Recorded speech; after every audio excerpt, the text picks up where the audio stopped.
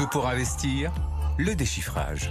Le déchiffrage en ce lundi matin 9 juin. Gustave Sonden, comme tous les lundis, est avec nous. Bonjour Gustave. Bonjour Lorraine. Cofondateur de Colbert, et Aude Kersulek, notre journaliste boursière, est également en plateau avec moi. Bonjour Aude. Bonjour.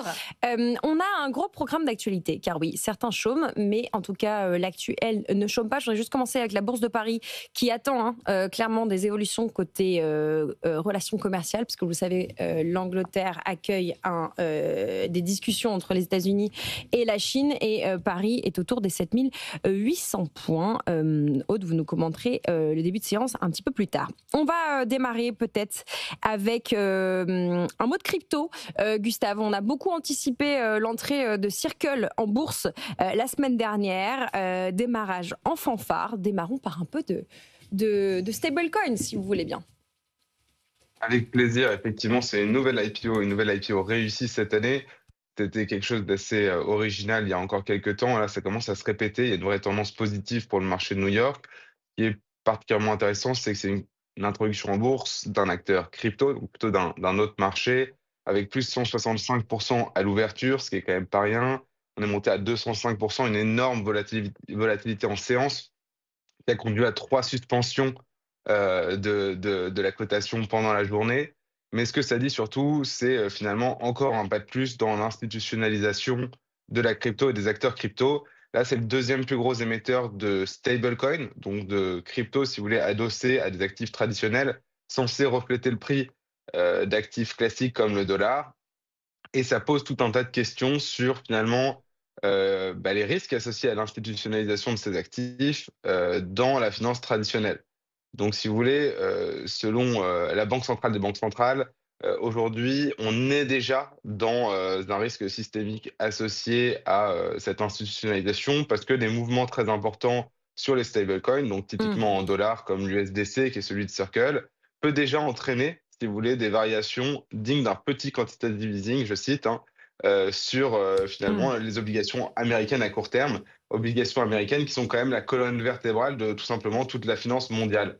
Donc vous avez d'un côté une petite nouvelle qui est juste le marché des IPO reprend finalement vie, et ça c'est plutôt positif, et une grosse nouvelle qui est quand même cette émergence et cette institutionnalisation crypto qui clairement surfe aussi sur les politiques incitatives de Donald Trump. C'est une société d'ailleurs basée à New York, contrairement à son principal concurrent Tether qui est basé à El Salvador.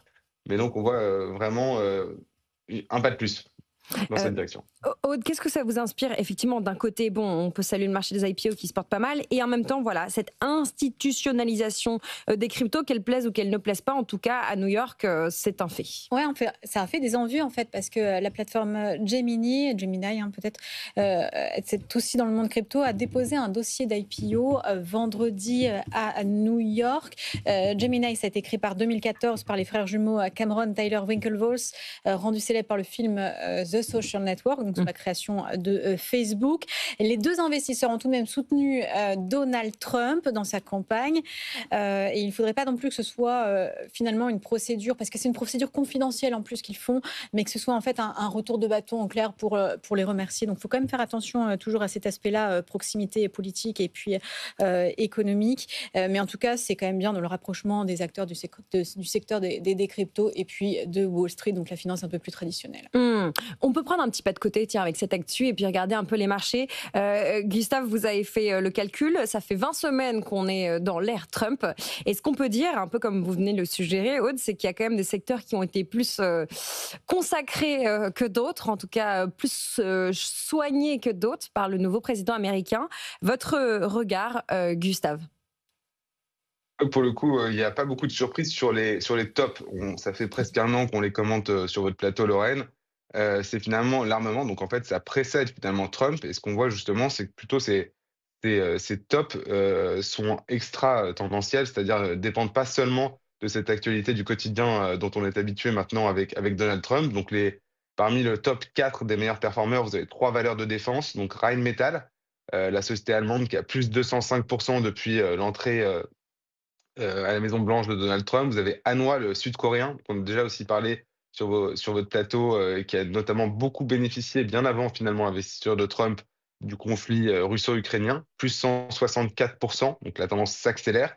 Et vous avez également Stab, qui est quatrième, du coup, qui sort un petit peu du podium, qui est l'équipementier suédois.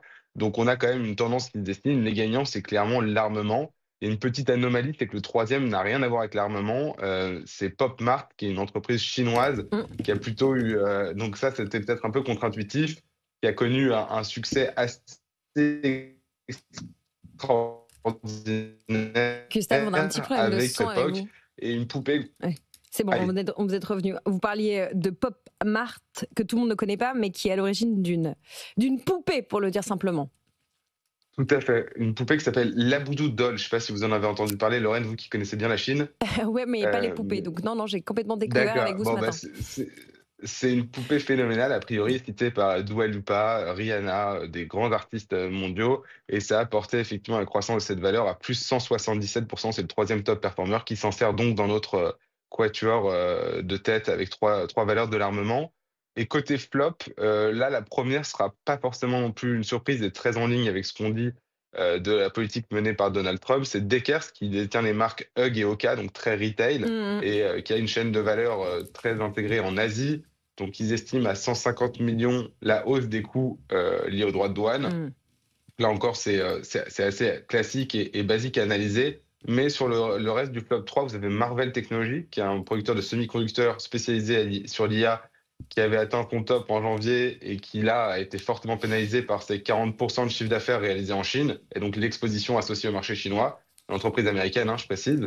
Et Siemens Asie, qui est à moins 46% aussi sur les 20 premières semaines de Trump. Donc là, pour le coup, je pense que c'est assez indifférent finalement à Donald Trump. C'est une scission de son activité énergie qui n'a pas été particulièrement appréciée des marchés.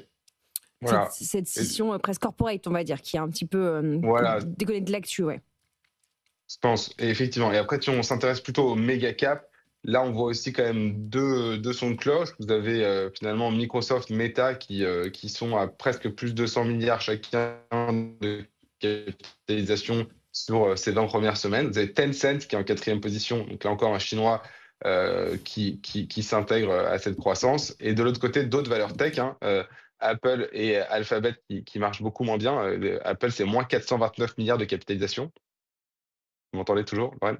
Ouais, on vous entend, Gustave. Pardon, excusez-moi. Et Saudi Aramco, pour le coup, qui a été, lui, pénalisé par effectivement la baisse du prix du pétrole depuis le début de l'année, qui était pour le coup pas attendue de tous les analystes. Donc, moins 215,4 milliards de dollars sur Saudi Aramco. Ce qui nous permet de toucher un petit mot de pétrole ce matin avec le WTI qui est autour des $64 et le Brent autour des $66. Merci beaucoup, Gustave, pour ce topo finalement sur ces 20 premières semaines de Donald Trump. On va revenir chez nous en Europe. On va parler un petit peu de valeur puisqu'on reviendra sur Kering avant la fin de ce déchiffrage. Mais d'abord, Aude, vous arrivez avec, j'ai envie de dire, une bonne nouvelle parce qu'on le soutient dans cette émission et puis sur cette chaîne.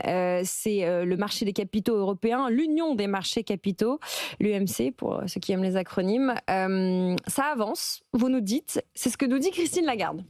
Oui, alors en fait, il faut remettre en contexte que ce week-end se tenait ce Blue Finance en Economy Forum à Monaco, en marge de la conférence sur les océans de Nice. Alors c'est surtout la principauté, elle est très engagée sur la préservation de la biodiversité marine et des océans.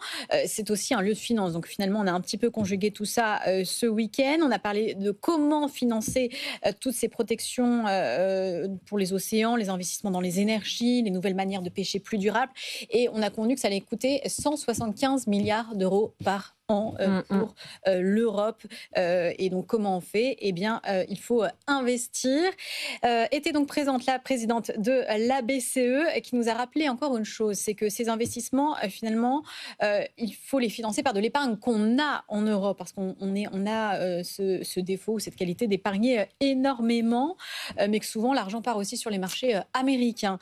Donc, comme on dit souvent, le marché des capitaux, c'est un marché unifié entre les pays, qu'ils soient dépendants d'une seule instance européenne, pas de 20 pays partageant la même monnaie mais complètement différents. Donc Christine Lagarde a répété encore que c'était nécessaire une union des capitaux. Je vous propose de l'écouter.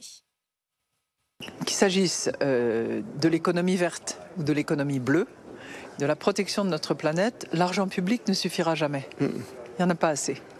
Donc il faut impérativement que l'argent privé se mobilise. C'est pour ça d'ailleurs au passage que moi je soutiens le marché unique des capitaux en Europe pour drainer un maximum d'argent privé, parce qu'on est de grands épargnants ici en Europe, pour que cet argent puisse se mobiliser sur des projets de long terme qui rapportent et qui permettent de protéger la planète et notamment les océans.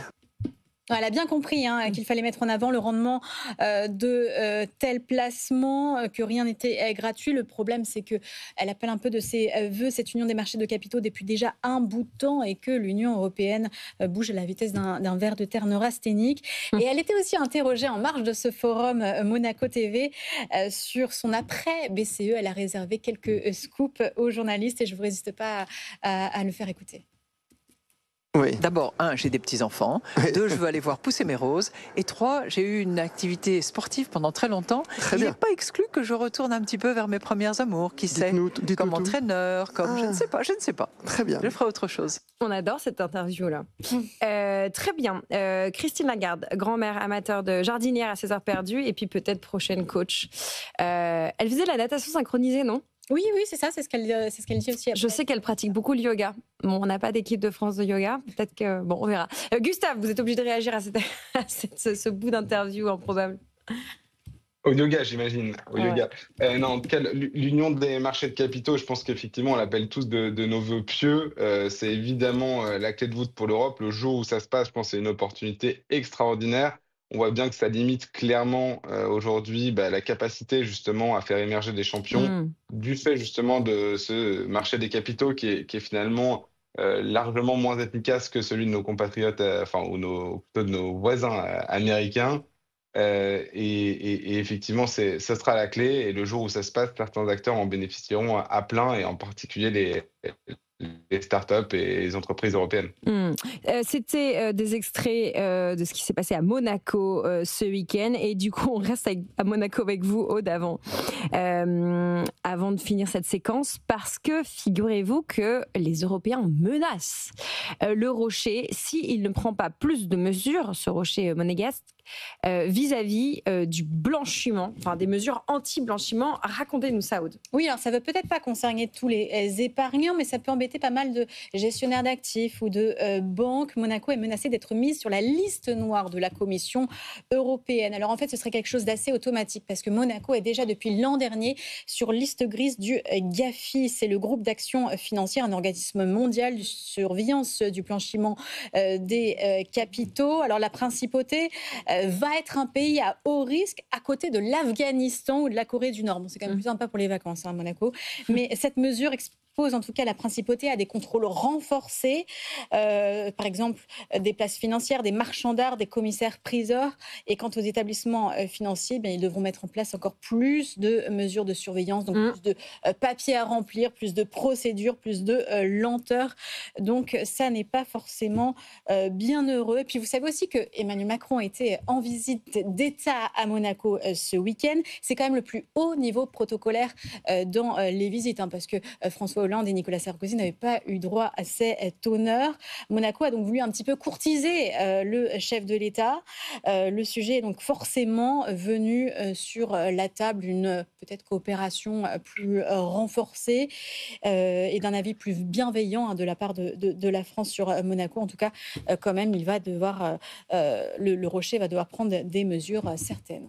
On suivra ça sur BFM Business. Merci beaucoup, Aude. Gustave, on finit rapidement sur un petit mot de Kering qui est en train de négocier avec Ardent pour se séparer d'un magasin plus qu'iconique. On repart à New York. Effectivement, on aurait presque pu le mettre dans nos flops boursiers. Finalement, Kering, c'est moins 43% depuis juin 2024 en bourse, soit plus de 20 milliards de capitalisation qui sont évaporés. Et donc, pour faire face à cette situation, si vous voulez, il faut réinvestir dans le cœur business et il faut peut-être aussi trouver des moyens de réinjecter du cash dans les activités stratégiques. Et parmi les actifs stratégiques détenus par Kering, vous avez pas mal d'immobilier. Donc, juste depuis mars 2024, ils ont racheté en Italie via Monte Napoleone, donc c'est vraiment le cœur du High Street milanais, un bloc d'immeubles pour 1,3 milliard et sur la Fifth Avenue seulement en janvier 25, donc il y a quelques mois, un immeuble sur la Fifth Avenue New York, l'iconique Fifth Avenue New York, pour plus d'1 milliard de dollars là encore. Donc on voit qu'aujourd'hui, c'est une guerre, si vous voulez, de l'emplacement chez les leaders du luxe, et une manière de garantir votre emplacement, c'est quand même de le détenir. Donc eux, ils sont en train aujourd'hui de se désengager, un peu comme l'a fait Accor dans l'hôtellerie, de quelques actifs, et potentiellement de celui-ci avec Ardian, qui est donc le gros fonds de private equity français. Mais clairement, ils devront s'assurer justement de la pérennité de l'exploitation de l'emplacement. Et donc, ça se ferait via ce qu'on appelle un contrat de sell and leaseback, c'est-à-dire qu'ils vont relouer et se donner des garanties de pouvoir relouer cet emplacement sur le long terme, parce que tout l'enjeu pour eux, encore une fois, ce n'est pas de détenir cet immobilier, c'est de détenir cet emplacement. Et donc, on suivra ça avec attention. Espérons que ça permette de relancer en tout cas l'activité pour Kering, qui est quand même un petit peu moribonde depuis quelques mois. Voilà, Kering, c'est aussi de l'immobilier. Merci beaucoup, Gustave Sonden, cofondateur de Colbert, avec nous le lundi. Et merci à Aude, notre journaliste boursière, qu'on retrouve dans quelques minutes pour un gros point marché. Cette séquence est à retrouver en podcast et en replay sur notre site et notre application.